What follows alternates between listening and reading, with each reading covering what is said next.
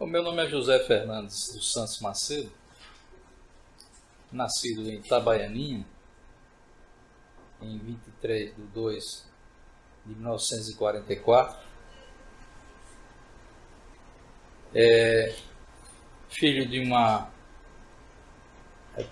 família, digamos assim, de um nível sociocultural não muito elevado na época. Meu pai era um operário da antiga leste brasileira e fui criado até uns 11 anos num bairro que é considerado de uma classe operária mesmo, né? Que era Santo Antônio, esse bairro que aqui está a faculdade, era o 18 Forte, a Palestina e adjacências. Aqui era bairro onde trabalhava o pessoal justamente do comércio, o pessoal da indústria aqui do bairro industrial. Enfim, era uma classe de nível mais para pobre do que classe média, né? Isso aí agrupava isso tudo, principalmente o pessoal do comércio. Eu fui criado então na minha infância nesse mundo aí infantil desse bairro Santo Antônio. 11 anos aqui, morando aqui. Depois que eu nasci, eu vim logo para cá. E aqui fiquei durante 11, 12 anos. Morei aqui em várias ruas aqui do Santo Antônio, inclusive a última aqui nessa própria ladeira aqui do Santo Antônio, na segunda casa subindo, vários anos ali. E a infância normal,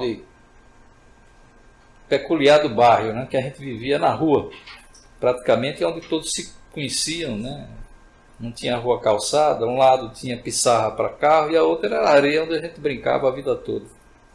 A minha infância foi nesse estilo aí, de popular, digamos assim, né, de criação popular. Meu pai trabalhava muito, que eu sou de uma prole de 14 filhos, e ele, como operário da ferrovia, não tinha esse recurso todo para ter uma casa maior. Tal. Então a gente foi criado aí, 14 irmãos, né, nesse bairro Santo Antônio, inicialmente.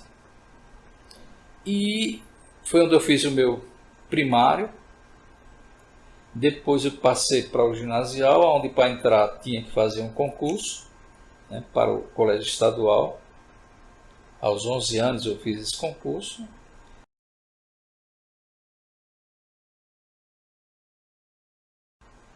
Eu não era muito estudioso nessa época, eu gostava mais da brincadeira, porque assim foi criado, né? Mas depois dos 14, não sei se por fase hormonal, eu mudei a minha estrutura. Passei a ser estudioso, passei a ser mais quieto, eu era inquieto. E aí fiz o ginásio e eu tinha que optar na época, depois do ginásio, entre dois cursos. Quem ia fazer humanas era o clássico. E quem não ia fazer outras matérias que exigia as exatas era o científico. Eu optei pelo científico. E me dei bem, né? Fui evoluindo gradativamente até o último ano, quando tinha que decidir o que fazer.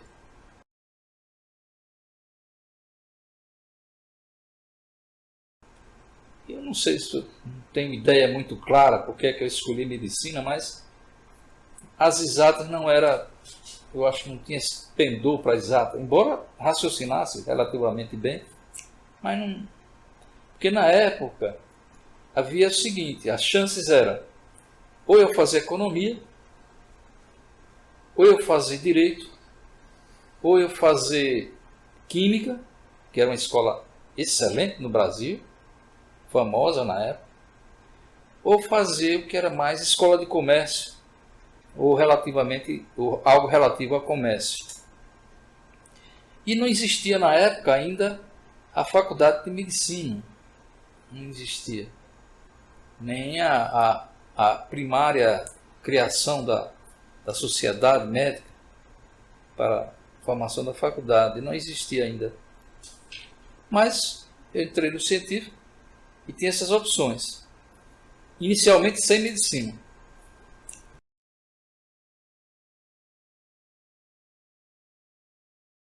já no segundo científico, não, terceiro ano, foi quando foi estabelecida a faculdade de medicina. Primeiro ano, né? Onde fizeram concurso, né? Naquela época eram 20 vagas, se a memória não me falha. E então foi a opção que apareceu, né? E eu fui.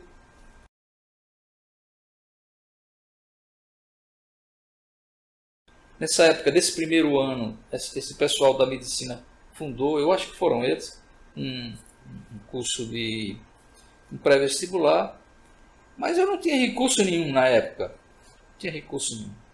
Então não podia fazer. Os colegas, a maioria da minha turma fez esse pré-vestibular.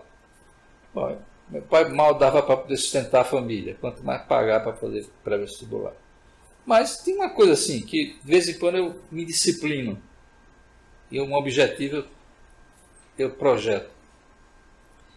Então eu, na verdade, nos últimos meses do terceiro ano, não me lembro bem exatamente se 4 meses, eu decidi, e meu pai, apesar da dificuldade, concorda, né, não atrapalhou em nada a minha decisão, eu planejei o meu estudo pré-vestibular isolado.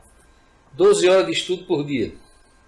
4 de manhã, 4 de tarde, 4 de noite. Né? Que eram as matérias básicas, era biologia, química e física, né? E o português era a quarta disciplina, matéria obrigatória do vestibular. Então eu estudava 12 horas por dia, sozinho, e deu para poder entrar na escola.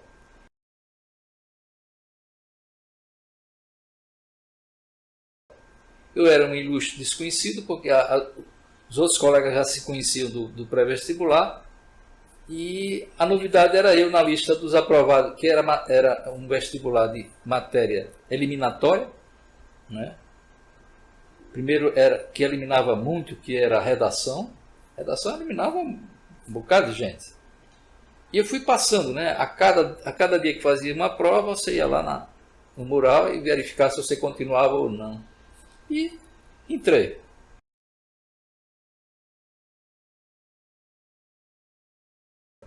O primeiro ano foi aí no anexo do Parreiras Hortas, como foi a primeira turma também. Do segundo ano em diante, houve um convênio, né, da Escola de Medicina com o Hospital de Cirurgia, que o doutor Augusto, com o doutor Garcia Moreno, já estavam incentivando a criação disso aí. E então o Hospital de Cirurgia foi a referência e foi um convênio em que se fez, então, eu fui para lá no segundo ano.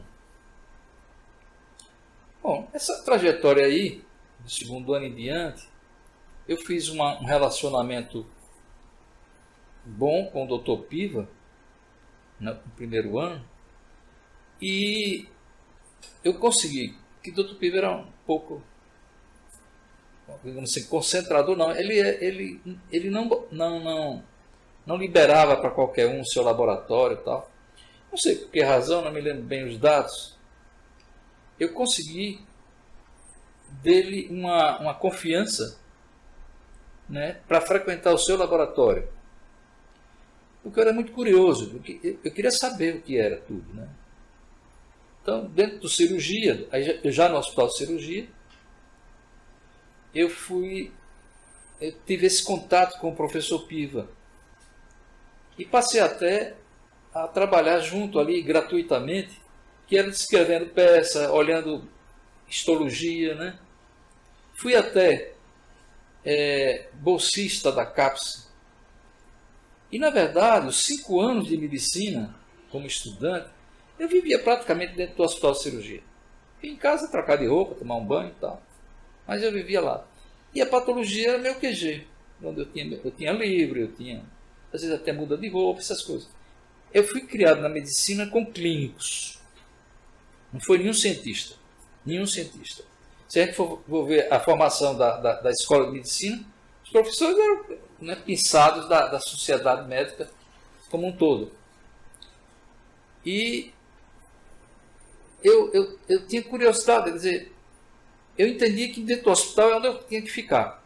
Então, se vocês forem analisar, ou se eu me lembrar bem, era praticamente, só faltava dormir lá. Mas o resto era sempre lá, sábado, domingo, feriado, solteiro, nunca fui de farra, não bebia, não fumava. Não era porque era proibido, não, é porque eu não gostava de beber e fumar. Comecei a ficar no hospital, onde tinha alguém trabalhando em alguma coisa, eu estava de junto. Essa é por isso que a minha formação, eu era bem mais médico naquela época, bem mais. Médico geral mesmo, porque eu via tudo, né?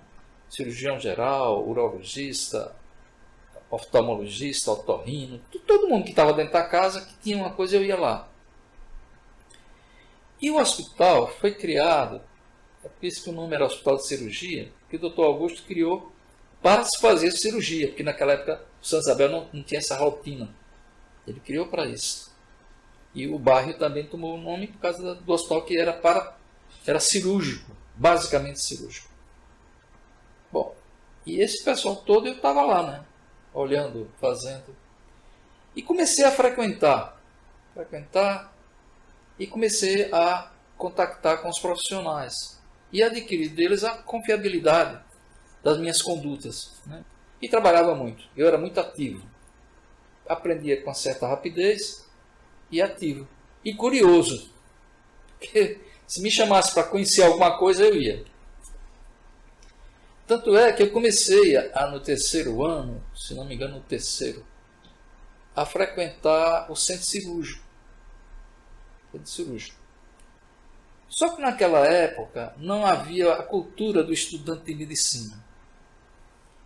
Então, até os profissionais, né, os cirurgiões, não, alguns rejeitavam. Como eu usava a patologia ficava, não sei se você se lembra do hospital antigo de cirurgia, ficava em cima do segundo andar e o pronto-socorro aí embaixo.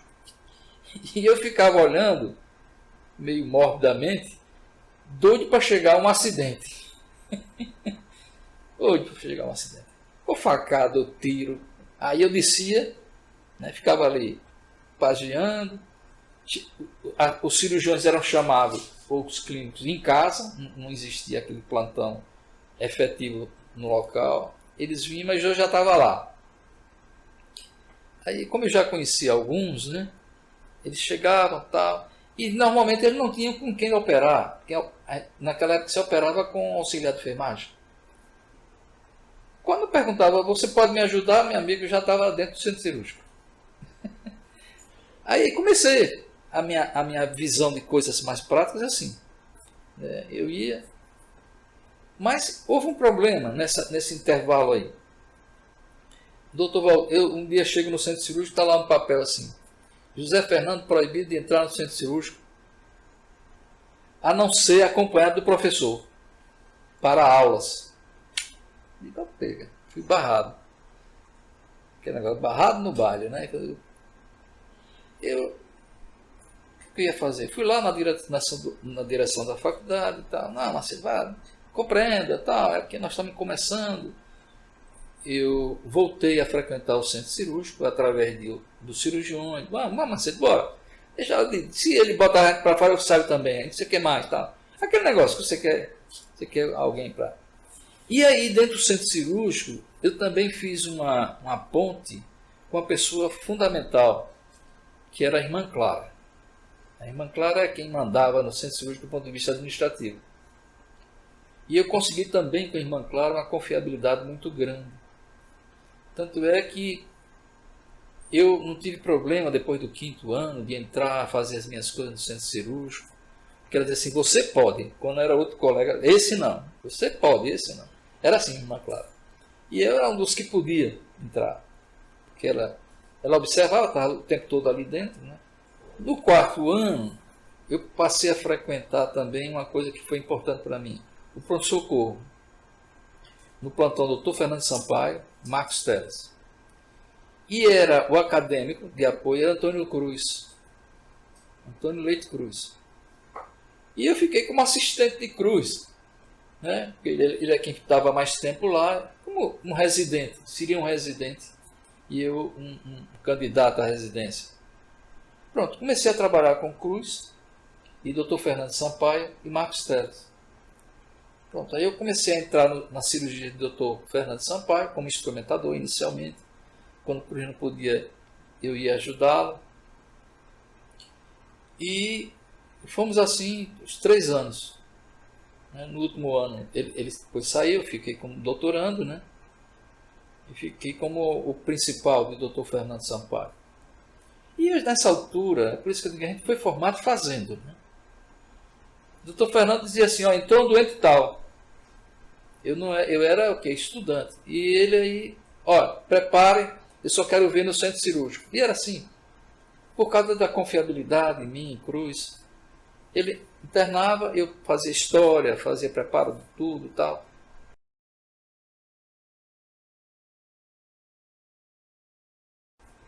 Medicina criou assim, em paralelo, né? Um dado em paralelo aqui, que é o folclore da evolução da minha vida de estudante. Medicina era organizada. Então, as outras escolas, quando houve o desfile geral, né, que tinha um desfile privado e um geral, aí a gente mandou fazer uns blusões com o nome, eu não sei se você já viu esse blusão, nome Medicina atrás, um blusão verde, que destoou do resto das faculdades. Destoou. Todo mundo organizadinho, tudo disciplinado. E criou uma antipatia com as outras escolas. Acho que você já ouviu isso aí. E tinha jogo de primavera, todo mundo torcia contra a medicina. Verdade é essa. Porque a gente conseguiu fazer isso, destacou, sabe? Aí o pessoal ficou com aquela ciumeira toda. E a parte esportiva era você imagina, o time era eu, Digenal, Alencar, que era um cardíaco, Edmar, e no voleibol, o Alencar gostava, ele tinha cardiopatia mitral da época da estreptococcia. O time era esse. O único atleta mesmo era Cleómenes. Cleómenes que tinha saído da escola militar, ele entrou em Agulhas Negras. Ele era um atleta. Era o único. E Edmar, o irmão do Marinice, que tinha um toque fantástico de voleibol. Eles dois faziam jogo. E a gente era muito disciplinado. Cada um ficava só no seu cantinho, porque não tinha como fazer, né? Outra coisa. Eu não sabia jogar, Dianal também não. Alencar era cardíaco. E tinha um outro lá. Eu não me lembro quem é que jogava. Agora, a gente era certinho. Eu me lembro de um jogo com a escola de química, só folclore aqui, viu? Que a escola de química tinha um baita do time. Atleta, não sei o que, mas tudo grande. Cara. Só que eles, né, quando a bola vinha, todo mundo queria na bola. E a gente não, a gente disciplinado a bola vinha, Edmar suspendia e Cleómenes tapufta. Não é que ganhamos de química. É impensável isso. Impensável. E aí a ciumeira aumentava. E bom, era um tempo bom. Porque era um time só para tudo. Para basquete, para vôlei, para campo, para futebol de salão.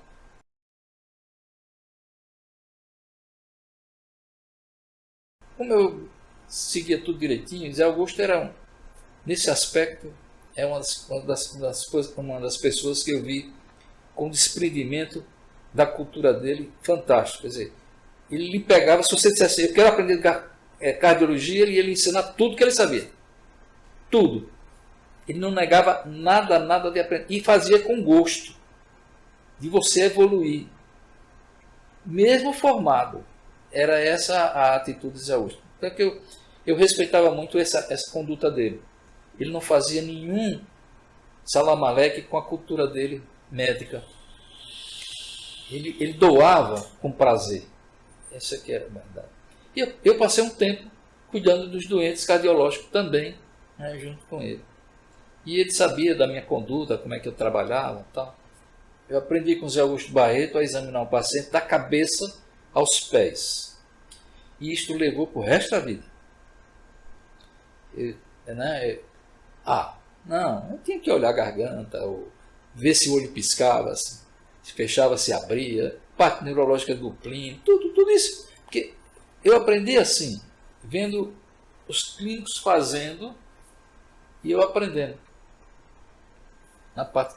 Se eu quisesse, porque como a escola era mais assim, ou cardiológica ou cirúrgica, você tinha que optar em geral. Né? Tinha Lauro, era parente até de Lauro Porto, optou por otorrino, mas a opção era essa, cirúrgica, às vezes dependendo da especialidade, né? Urologia, Volmer, estava chegando, né? Volmer Bonfim, fazia vascular, eu ajudava. Porque com o Fernando Sampaio, que para mim foi o maior cirurgião geral que eu vi nesse estado, como eu passei 3 anos junto com ele, eu vi cirurgia de tudo quanto é jeito. Ele fazia tudo. Vi cirurgias com ele, vascular, útero, ortopedia.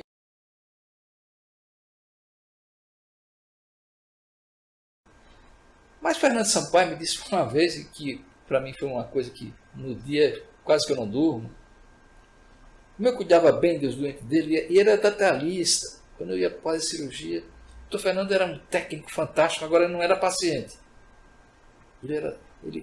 Quando eu pensava que estava começando a pensar o que fazia no abdômen, ele já estava terminando.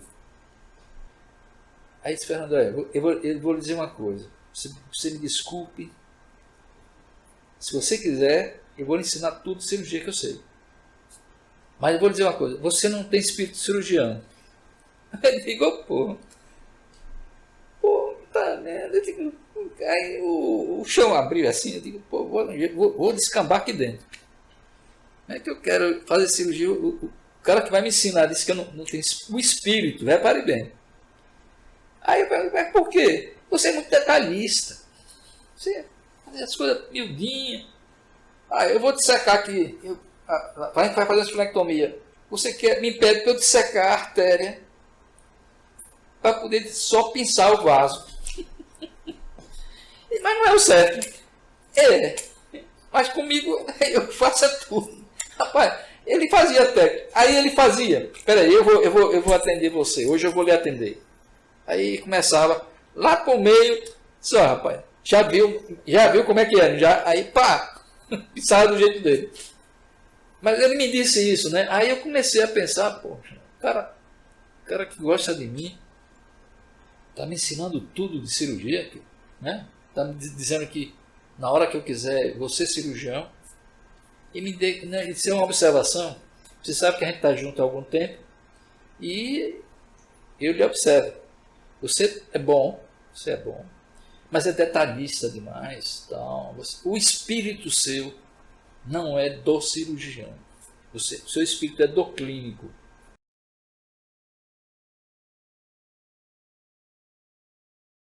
No 6º ano, no final mesmo, já do 6º ano, José Fernandes Pontes, que era fundador do Instituto Brasileiro de Pesquisa em Gastrologia de São Paulo, que formou os principais gastrologistas, né, na época, e que ele tinha um convênio, é um instituto, e com prédio próprio, tudo, e que tinha convênio com o Hospital das Clínicas. A gente passava a manhã no Hospital das Clínicas e à tarde lá na parte teórica. E esse José Fernandes Pontes, José Augusto conhecia o Fernandes Pontes já, e ele esteve em Salvador e ele convidou, na época aqui tinha um centro de estudo no Hospital de Cirurgia, e até revista, rapaz, aqui. E o Fernandes Pontes veio e eu fui lá, né? Eu era doutorando. No final, aí Zé Augusto, eu já tinha um certo relacionamento com o Zé Augusto Barreto, e eu estava assim junto dele, e o Pontes disse assim, olha, eu até recebi uma bolsa, era um salário mínimo, um salário mínimo, e o Pontes disse assim, olha, eu acabei de receber de Heron uma bolsa, que ele disse que se puder para Sergipano. Eu estou aqui, né, já que eu estou aqui, você tem alguém para indicar? Eu estava de lado. Aí Zé Augusto disse assim, quer, Macedo?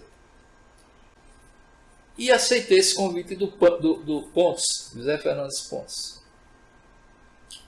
Que, eu digo, pega, saí daqui de Aracaju, meu pai pobre, não podia me ajudar em nada, e para viver em São Paulo com um salário mínimo, na época.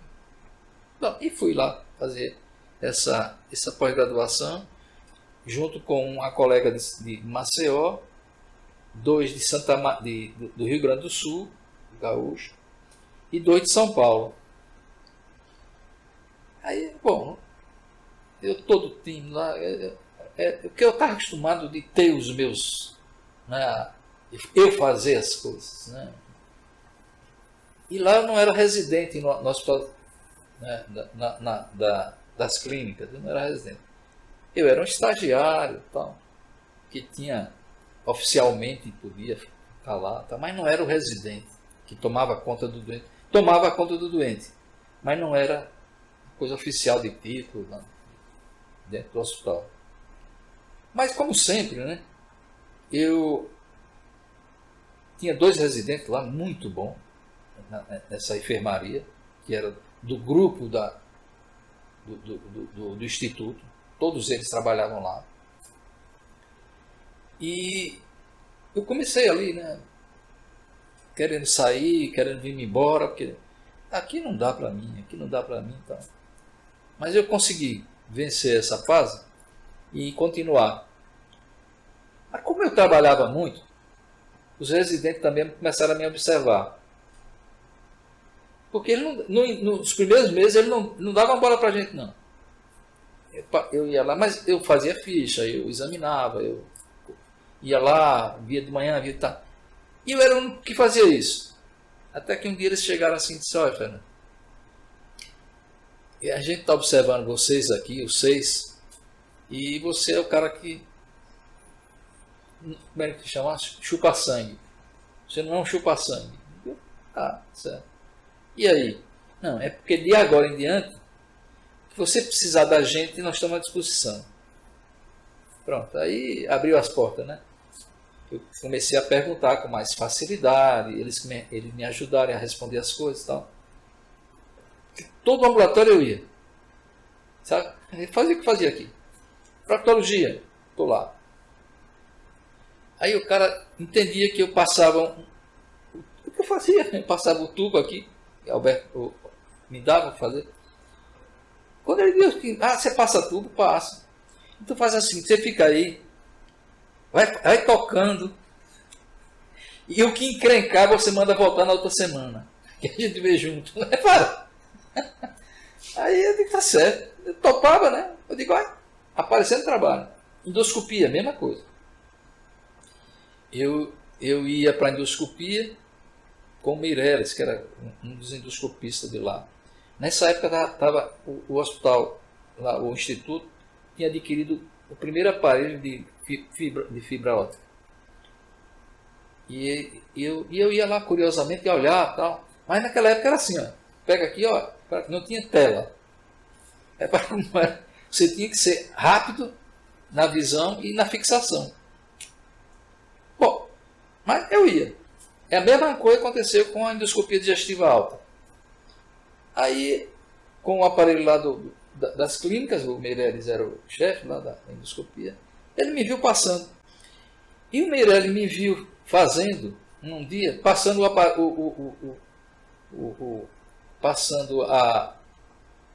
o gastroscópio, e ele me viu umas 2 vezes fazendo isso. Aí me levou lá para o hospital 9 de julho, em São Paulo, que ele fazia endoscopia lá. Quando ele me viu também passando e já definindo alguma coisa, fez a mesma coisa que o proctologista. Olha, vá fazendo aí, veja aí o que é, se tá... E se tiver encrencado, você manda voltar na outra semana. Pô, agora você imagina que sufoco eu não ficava. Eu tinha essa responsabilidade. Mas era assim, quando biópsia hepática, mesma coisa. Tudo eu fazia. Quer dizer, eu tinha para biópsia hepática, vou aprender. Laparoscopia, para que eu vim fazendo tudo isso? Porque eu disse assim, eu vou voltar para Aracaju. Porque tem uns colegas lá que só, o Mote mesmo só fez pâncreas. O Prado fez só esôfago. A Elsa fez, professor em Campinas, fazia só fígado. Eu digo, não, vou fazer o todo. Eu quero saber o quê? Porque eu vou voltar para cá já fazendo pâncreas e vou morrer de fome. Fazendo o quê? Né? Bom, mas eu era assim. Eu chegava, aprendia a fazer biópsia hepática. Aí o cara disse, você já faz biópsia já. Aí quando tinha um doente assim, Macedo, Fernando, eu chamava Fernando, tem um doente ali fazendo biópsia hepática, vamos fazer. Eu fazia, bom, e fui aprendendo. A laparoscopia, por exemplo, tinha um cara que no Brasil era o Papa, que era Pollock. Era um polonês, fugiu da guerra, tal, um cara alto. Todo. O cara era cobra. Tinha um livro escrito de histologia de peritônio e tal. Ele até me mandou fazer lá na Polônia uma agulha de biópsia de peritônio. Eu tinha essa agulha, deixei no cirurgia, ele perdeu essa agulha. Eu queria ver se encontrava para o museu, né? Um museu, se pudesse. Então, no Hospital das Clínicas, esse pessoal eu via e começava a mexer no Hospital das Clínicas. Né? Bom, o Hospital das Clínicas serve para isso, né? Também. Né? Claro que com a supervisão e o respaldo do pessoal. Né? Na verdade, era um aprendiz na época. Mas aí, no Instituto de Gastroenterologia, esse pessoal fazia a mesma coisa. Prócto, biópsia hepática. E o Vinícius Padre de Conte era o laparoscopista de lá, do Instituto. E eu também passei aí lá, que ele fazia aos sábados de manhã. Comecei só ali encostando. E ele fazia sozinho, olha, naquela época. Laparoscopia a gente fazia com local. A insuflação era de ar, do ar corrente. Era de seringa, injetando com seringa para fazer o primeiro peritônio. E tinha o preparo, né, cirúrgico. E feito num hospital particular. No hospital não, numa clínica particular, não era no hospital. Mas tinha um andarzinho que tinha internamentos. E eu comecei também a ir para lá, com o Vinícius. E aí aquele negócio, né, eu sempre fui discreto, né? Chegava, olhava. Professor, quer que eu prepare o doente? Rapaz, vai preparando. Eu aqui, ele já entrava, daí a pouco ele já entrava já só para fazer o negócio. Aí ele me mostrava, né? Só, tá aqui e tal. Pronto, eu comecei a trabalhar com o Vinícius, ele me mostrava as patologias agora, não do Hospital das Clínicas, mas da elite de São Paulo, né? Que era ali, só entrava quem tinha dinheiro, que não tinha INPS nem nada disso. Em convênio, tinha particular, tudo. Eu comecei a ver esses dois extremos, né? O público e o privado. E aí aprendi. Tanto é que quando eu voltei, ele me deu um presente, uma agulha de biópsia hepática. Eu fiz um bom relacionamento também. Eu fazia bom relacionamento. Eu falava pouco. Para falar era um trabalho. Viu? Agora, eu atuava. Quando precisava perguntar, e os caras gozados. Com o passar do tempo, eles entendiam que eu não estava ali para... Porque tinha esse negócio no Sul, né? Que alguns iam para lá só para poder usufruir dos conhecimentos dos paulistanos. Eu peguei as duas coisas. Não, eu faço e também quero conhecimento. Que é para voltar para a minha terra. Tanto é, Ida, que o Betarello, que era um crânio, morreu cedo até. Ele era o chefe do serviço lá dessa enfermaria no Hospital das Clínicas.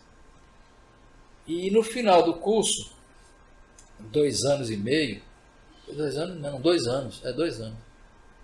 E ele perguntou, você quer ficar aqui? Eu digo, não, doutor, vou para minha terra, eu vim aqui para voltar. Eu agradeço e tal, mas se você quiser ficar aqui, tudo bem, vamos lhe ajudar. Porque realmente eu me destaquei um pouco, né, na época. E ele fez esse convite. Ele e o Meirelles fez também. Que o Meirelles, ele recebeu um convite para ser titular na faculdade no interior daquilo lá. Me perguntou se eu queria ir para lá. Porque eu ficaria na cadeira, como assistente, e ele como titular. E ele, uma vez por semana, ia lá. E eu trabalhava. Eu digo, não, eu vou voltar para a minha terra. minha terra. Então, foi assim, né?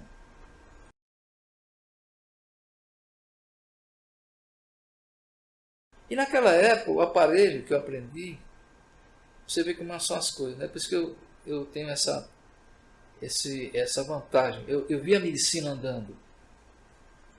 Eu aprendi endoscopia digestiva alta com o primeiro aparelho de endoscopia, que era o Schindler, um alemão. Que era o quê? Metade era um cano, metade uma borracha dura, em que você tinha que botar o dedo, segurar a língua dos indivíduos e para não quebrar o dente, porque a parte metálica vinha depois, porque não tinha chupeta. Era assim, não tinha chupeta não, porque e era rígido, e era visão lateral. Ainda tinha mais essa. Você passava até o estômago a cegas. Mas eu aprendi a passar, mesmo assim. Era um engole espada. Né? Porque da metade em diante era um cano. Né? É o espelhodinho que ia jogando a imagem lá para cima. Foi o primeiro aparelho feito de endoscopia digestiva alta. Era Schindler, um alemão. E eu aprendi nisso aí.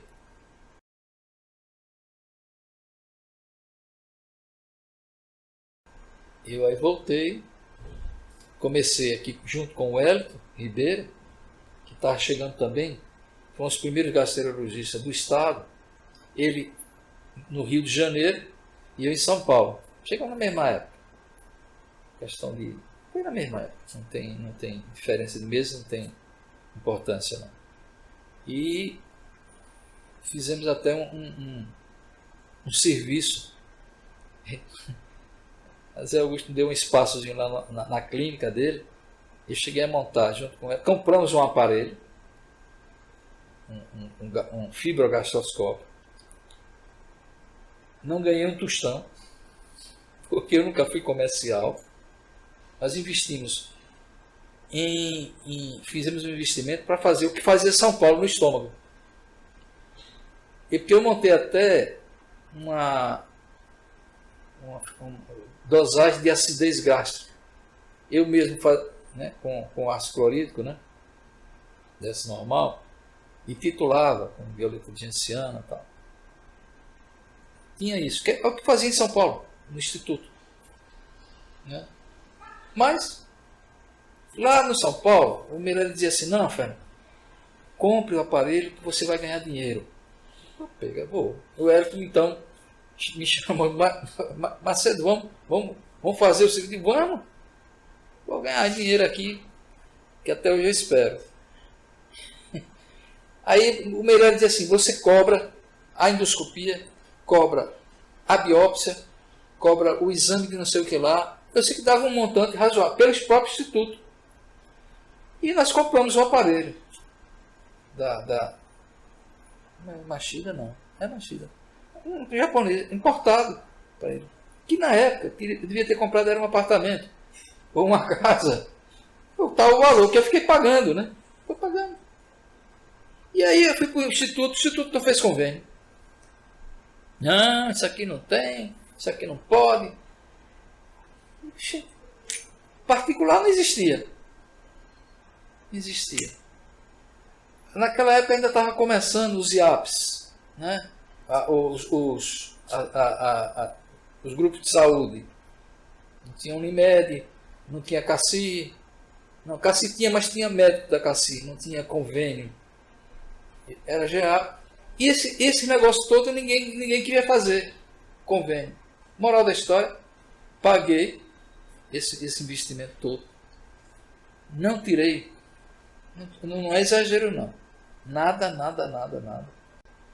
E aí eu entendi que para poder você evoluir, você tem que ser o comerciante da profissão. Porque você investe um valor muito alto na equipamento e tem que fazer para movimentar e pagar, né? Você não paga.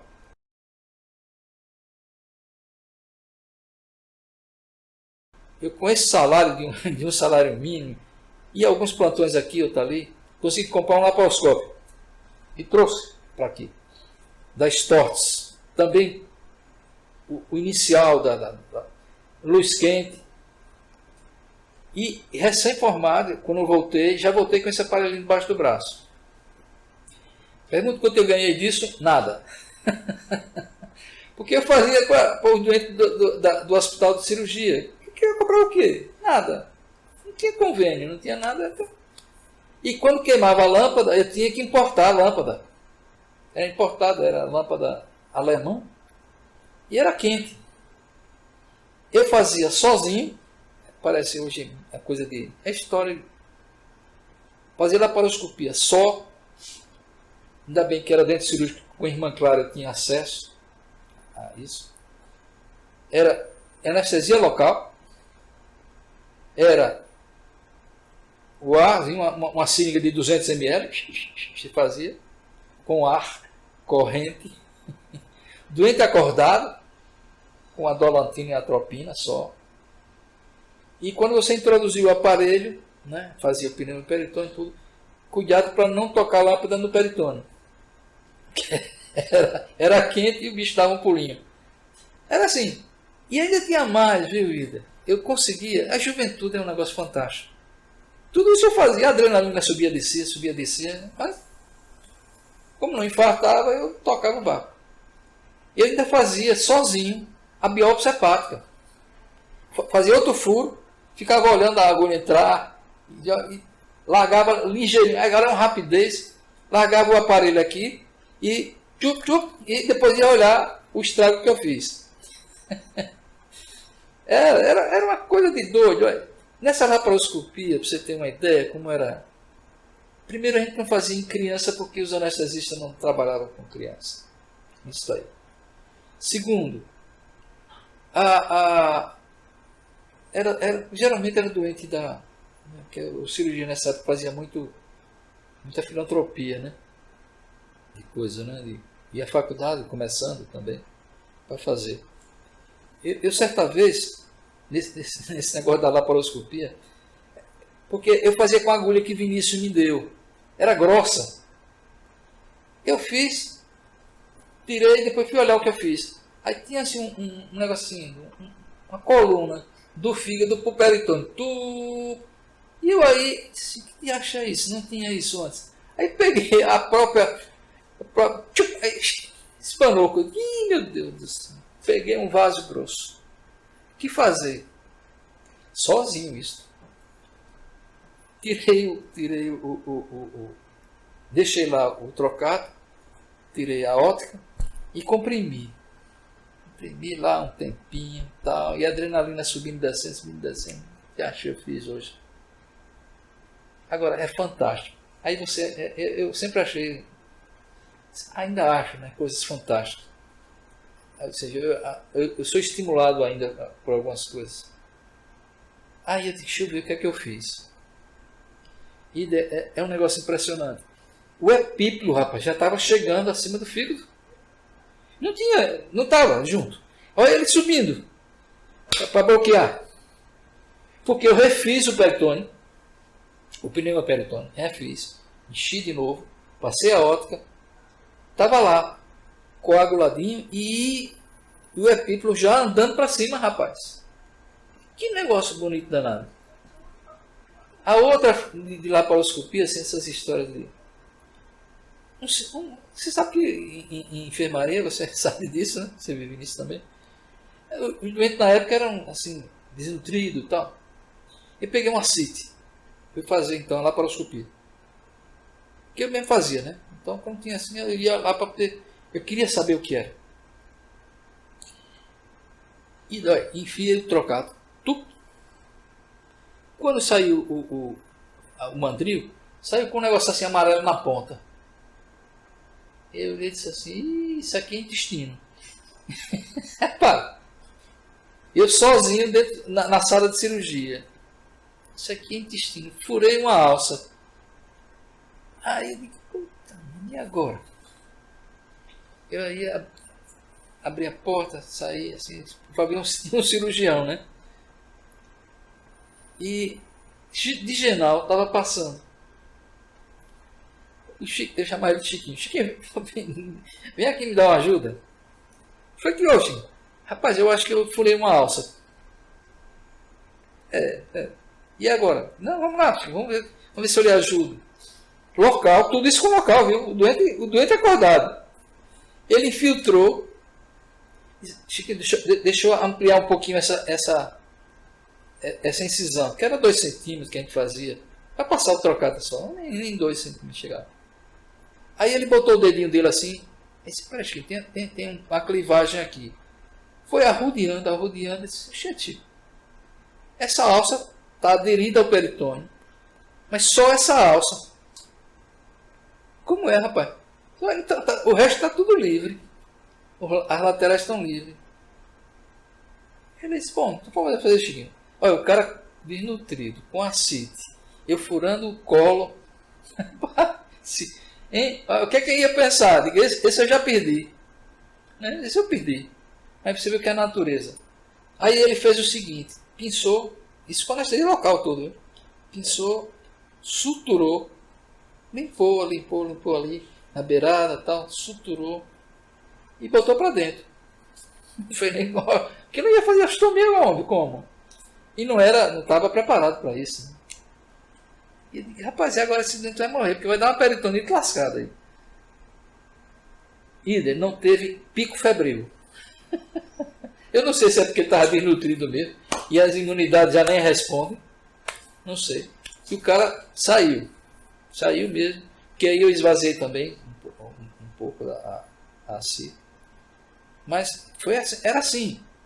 Era feito de... Você imagina você fazer biópsia hepática em criança no leito. Tudo isso era no leito, viu? O laparoscopia não, era no centro cirúrgico. Mas biópsia hepática sempre vi no leito. Levava uma cuba rim, ou uma cuba de rack, e lá tinha coisa, tinha tudo. E fazer em criança. Doutor Machado disse, eu quero uma biópsia hepática lá no menino lá tal.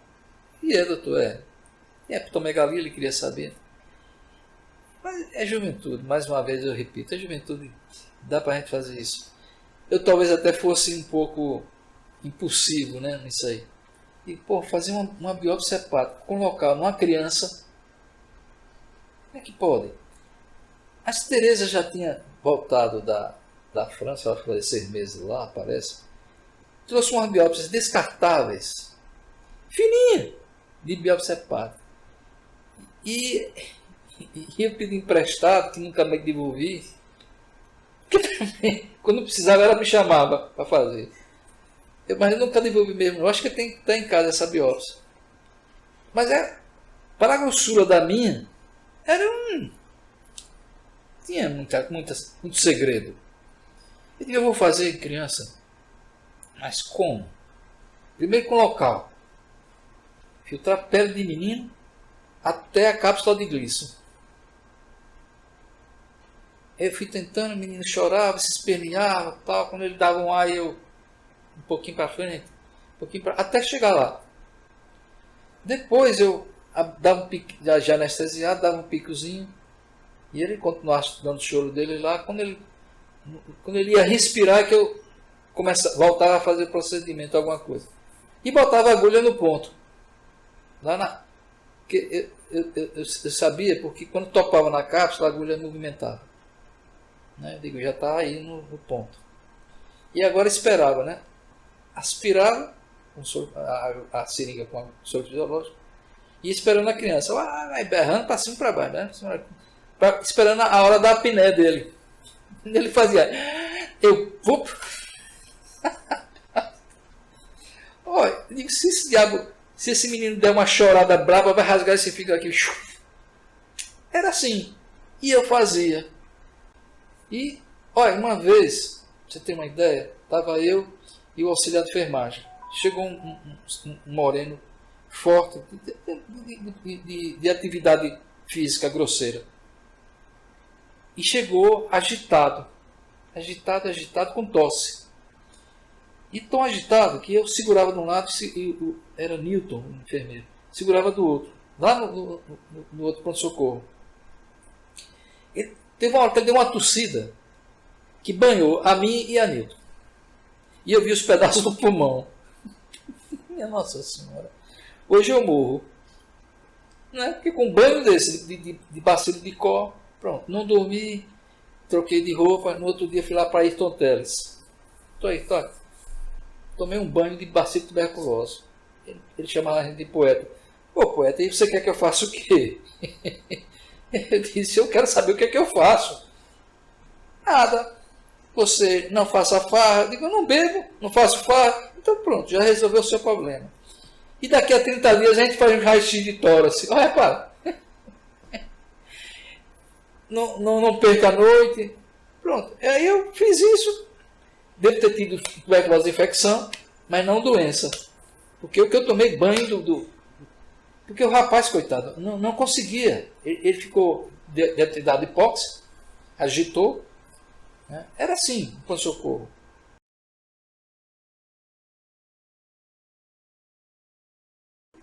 Até você perguntou, né? O que é que evolui nessa medicina? Eu tive a chance de ver a medicina clássica, onde me formei com os clínicos, a medicina intermediária, que foi a minha, e a da meninada de hoje, né? dos jovens. Eu já andei pensando nisso várias vezes. O que aconteceu com isso aí? O que acontece me parece que é uma coisa simples. Na minha época, você tinha como dados para fazer diagnóstico de conduta a informação do paciente, os dados que ele dava, a história, que para mim continua com validade, história. O seu exame físico, você teria que ser capaz de pescar coisas, né, miudinhas que você juntando vai fazer um todo. O estudo, né, da época tinha literatura pouca, era livro, você tinha que comprar um livro que publicou, às vezes até 5 anos atrás, 10 anos atrás. Não tinha essa coisa das revistas. Então a gente tinha, para fazer diagnóstico de conduta era isso, era a história clínica do paciente, o exame clínico do paciente, complementação praticamente nenhuma, um leucograma. Na minha área tinha para fígado umas reações que hoje ninguém, há muitos anos que não se fala, que não tinha mesmo. Na própria cardiologia, um eletro, tinha um exame metabólico para ver, um aparelhão grande para fazer metabolismo para tireoide, e não tinha mais nada. Era só a sua cabeça, a caneta, estetoscópio, tensiômetro. Basicamente era isso. E a experiência que você ia fazendo durante esse período. Com a evolução, né, aí eu fui caminhando, aí foram aparecendo isso, né? Aparecendo as endoscopias. Eu vi o primeiro ultrassom com o Felisberto lá no Hospital de Cirurgia, desse tamanho, parece essa câmera aí. Depois os aparelhos foram ampliando a imagem, sofisticando até os dias de hoje que você faz tudo, copia, né? Então foi assim, a endoscopia evoluiu. Antes era só lateral, esse que eu comprei era só lateral. Se tivesse um divertido de esôfago, você corria o risco de furar. Depois vieram os de frontal, que eu vi o pessoal da clínica, né, fazendo as coisas credenciadas e usando só os recursos do exame físico e da história. E a experiência de cada um, né, de cultura literária e experiência mesmo. E na minha época, né, eu já entrei na fase de complementação. Só que a partir da complementação, bom, eu estou falando por mim, eu não abandonei os dados fornecidos pelo paciente. Não abandonei. Vinha um exame e eu disse assim, olha, um raio-x de tórax tem vida. Ah, chapa, de quem? O que foi que houve com ele? Tudo tem uma história. Então, o exame é complementar. De quê? Da sua história e exame físico. Porque continua, na minha ótica, a história e exame físico sendo um percentual muito elevado. E isso na minha prática, eu vi muito. Claro que eu fui sempre paciente. Isso eu sempre fui. E sempre ouvi. E para mim, quando eu ia examinar o doente, eu já tinha uma ideia do que é que eu queria ver no exame físico. E depois que muita gente chegava com os pacotes de exame complementar, eu ia examinar um por um, mas depois que já tenho o meu dado coletado pela história do doente, que se olhar, tem começo. A gente pode não pegar no começo filigrana, mas se você for ver uma boa parte das histórias do doente em si, tem um comecinho. O problema é que com a evolução do tempo, as coisas ficaram muito rápidas e agora já a terceira fase, que é essa juventude, eles aprendem, né, a partir do complemento, né, como somente na prática, né? E eles abandonam, não é abandonar, é porque é tão rápido as coisas, é tão um atrás do outro, que eles não têm mais tempo, né, para poder manter a sua sobrevivência, seja lá de que forma for, para poder coletar. Porque para coletar história e exame físico, tem que ter tempo e paciência. Paciência para ouvir, para perguntar, questionar, ir, voltar. Para mim é basicamente isso. Na época que era limitada a complementação, você tinha que tirar todos os dados do exame físico e da história. Foram aparecendo as complementações, que foram tidas inicialmente como complementação, né? Eu tenho a idade clínica, aí eu vou e comprovo. Beleza, não tenha dúvida. Quando apareceu o ultrassom, eu via Gilto e Marcos discutindo sobre 300 ml de acite na base do toque. Mas peraí, com ultrassom, vantagem tem. Ele lhe diz o volume. É vantajoso, desde que você saiba usar. E lembre-se que tem um pouquinho de líquido também, mesmo que seja fisiológico. É interpretar. Se o doente não tem nenhuma queixa, se o doente não tem nada do exame físico, você não está vendo nenhum dado que lhe assusta, por que é que você vai, um pouquinho de líquido vai dizer... Não. Zachary Cooper, o clássico do abdômen agudo, ele dizia assim, laparotomia também é um complemento. Teve dúvida? Abra.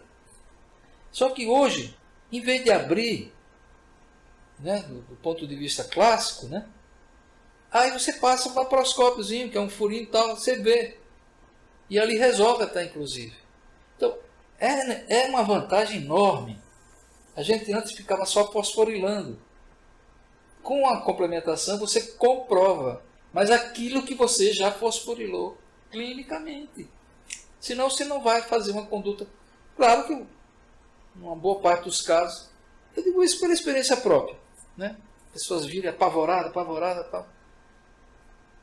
Mas não está com tudo feito? Tá. Ué, não definiram? Não. Peraí, vamos lá. É a história. Tá. Ué, essa imagem aqui, ela não tem um correspondente clínico. Agora, e quem vê a imagem só? Depende.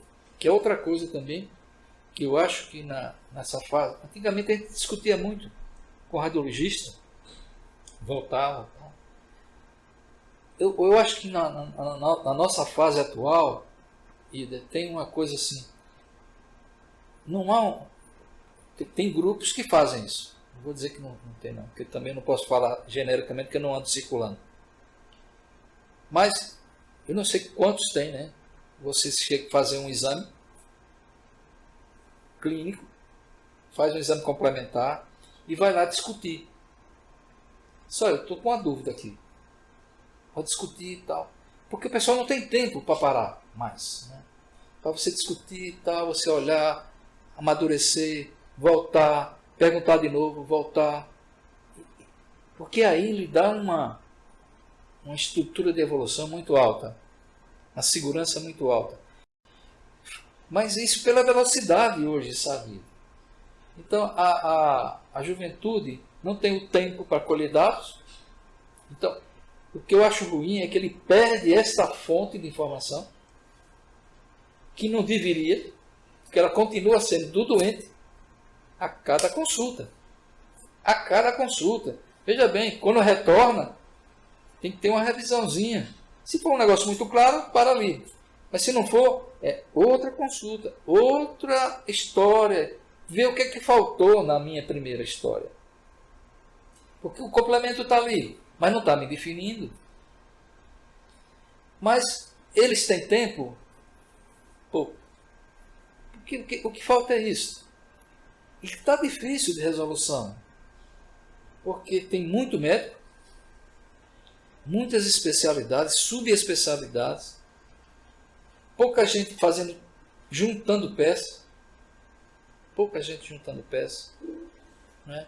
O fato de você ser do coração, não, eu estou com um problema, não, isso aí não é meu não, isso aí. A garganta, não, isso aí não é minha não. Como não é esse organismo é o mesmo, rapaz? Né? A estrutura é humana, é uma só.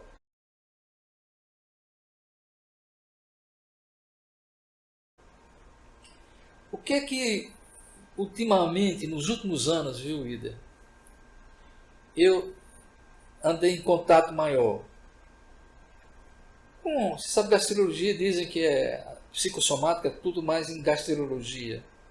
Não, eu acho que é em tudo. Eu acho que é em tudo. Porque eu aprendi uma das frases de Garcia Moreno, na época que ele estava em psicologia, em que ele, para enfatizar o problema psicológico, ele colocou uma frase em francês, repara, o negócio em francês.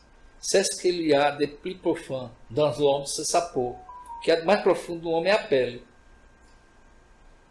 Essa frase, olha, eu decorei em francês, e eu não sabia francês não. Me marcou tanto, e talvez tenha sido isso que me induziu um pouco para essa parte emocional, de coisa. Porque, gente, não pode. Quem manda no resto do corpo é a cabeça. E a cabeça é uma estrutura que a gente conhece ainda pouco, do emocional, de fazer. Então, como eu disse a vocês, ultimamente, o que me sobrava mais era ouvir do doente, aí já tinha todos os inibidores de bomba de próton, até com as marcas, e eu já li. Era as marcas, eu peguei, já passou tudo. Já fez endoscopia 2 vezes, 3 vezes, tomografia do abdômen toda. E o que é que sobra para mim? Aí eu escuto o paciente. Vamos ver, vamos começar a história. Que tem um começo. Vamos ver como é que foi, lá para trás. Lá. Aí você vê que o cara está com um problema. Para isso precisa o quê? Tempo e paciência. A faixa mais nova não foi preparada para isso. Não foi. Por causa da velocidade da complementação. Né? E é fantástica. E é fantástica. Agora, continua achando. Não despreza o todo. Porque experiência você vai fazer do conjunto. Quantas vezes você já viu isso? Ou quantas vezes você já aconselhou os seus alunos? Meu filho, deixa aí, vá. Aumenta a dose. Mas aí está fora do livro. Aumenta a dose. Porque esse cliente tem isso. Aumente. E também a gente não vai, se não melhorar, a gente também não vai colocar no risco muito. Mas aumente. Ou então diminua. Ou então, menino, olha, fique quieto, deixa aí. Ó. Não mexa agora não. Experiência. Experiência você só faz se você fizer esse conjunto de coisas. Nós vamos fazer o que eu já vi em filmes como é que chama? Esses filmes de ficção científica. Né? Onde aquele cara do Star, que ele bota um aparelhinho assim, eu digo, isso aí mesmo, o carro já tem. Os carros, né? Você chega na oficina, o cara passa um negocinho e fica só olhando o que é que está errado. Ah, está aqui. Aí ele vai lá e só mexe ali. Eu digo, isso os carros já fizeram. Já estão nessa linha. A gente vai fazer isso também. Está aqui, ó. Sem precisar abrir. Isso vai. Até lá, a gente tem que contar ainda com o doente. Mas mesmo assim, com essa tecnologia toda, tem a parte chamada emocional, que a gente ainda não mede, não palpa, não cheira. A gente sente e faz um raciocínio, né? Tá isso, está aquilo, mas a gente não sabe ainda quem é que gera isso, né? E se sabe que a cabeça é um negócio que é fantástico. Agora precisa de paciência, precisa de paciência. De modo que o que eu vejo é isso, sabe? Essa transição do antigo que eu participei, do intermediário que foi da minha fase inicial, e comecei a fazer isso. E hoje eu estou vendo essa outra parte de ponta de tecnologia, que é fantástica. Só que a turma está partindo da tecnologia. Então está valorizando só mais a tecnologia e esquecendo o fundamental. Ou não é o fundamental. Outros dados que eu posso usar como recurso para concluir o meu diagnóstico. E a minha conduta, que é o principal, né? No final é isso.